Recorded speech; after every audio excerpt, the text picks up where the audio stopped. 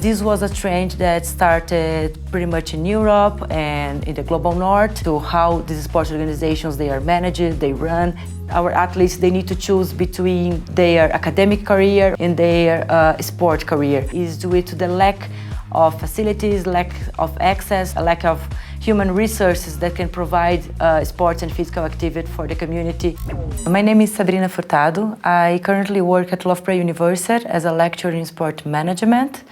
I am originally from Brazil, and most of my research is related to governance in the global south and the change and modernization of sports organizations in this context of the global south.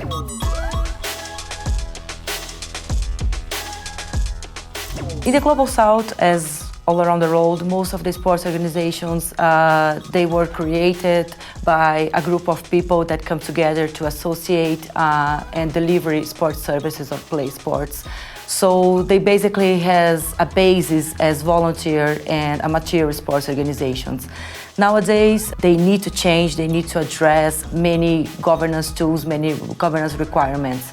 This was a trend that started pretty much in Europe and in the global north, but of course we have in the global south some different landscapes, some different culture related to how these sports organizations, they are managed, they run, and so on.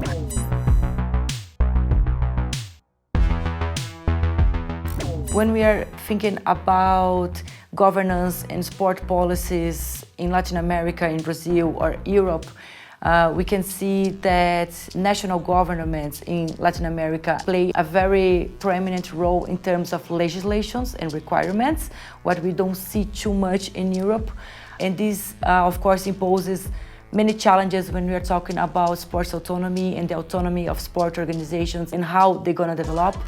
So I think that this is also a difference that I would like to highlight and also bring barriers when we are trying to implement governance tools or even policy analysis from Europe to other countries in Latin America. All of these different cultures and this different background needs to be addressed and needs to be acknowledged when we are doing research and when we are discussing these different landscapes in terms of governance and sport policy.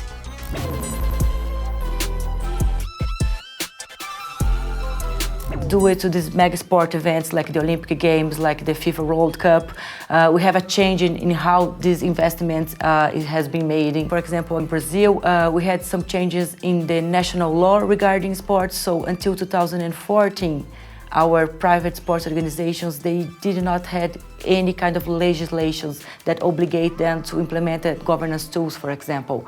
And because of the investments for the Olympic Games, all of these national federations received so much money, so much funding that the government institute by law some requirements regarding governance, regarding transparency, regarding democratic process.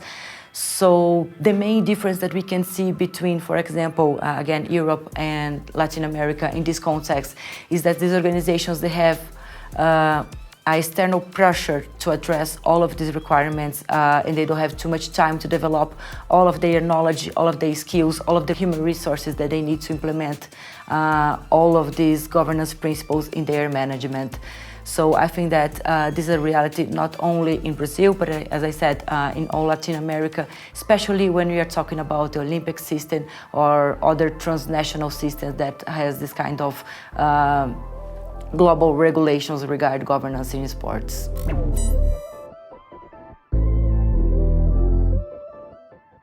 When we are talking about Brazil, we have a very clear law about how the funding should be invested in sports. However, we have a detail in our national sport law that says that most of the public funding should be invested in grassroots and educational sports. However, in specific conditions, it could be invested in high-performance sports.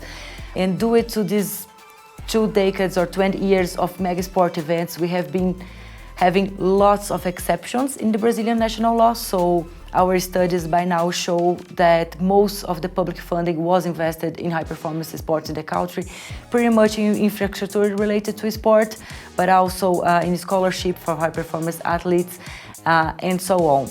2 years ago, a new sports law was issued in Brazil, and we are in the process of creating new paths for investing this funding in sports in Brazil, different to what we have been doing so far in the country. In 3 years, we're going to be hosting the FIFA Women Cup in Brazil. So again, we have another mega sport events coming in the country. So we are not sure about how deep and how concrete all of these changes that the new national sport law will bring in terms of how the funding for sports in Brazil will be used.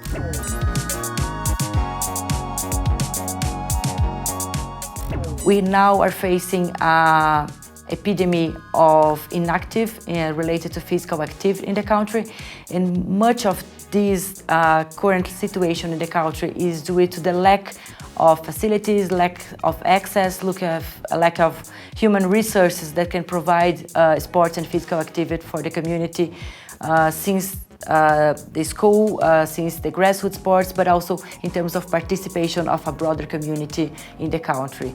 And of course, when we are thinking about high-performance sports, Olympic sports, Paralympic sports, we have a very strong background. We still have a very strong position in terms of the international context, but the expenses of this landscape is pretty much harmful for children and youth in Brazil because, unfortunately, so far, the majority of them do not have access to sport and physical activity.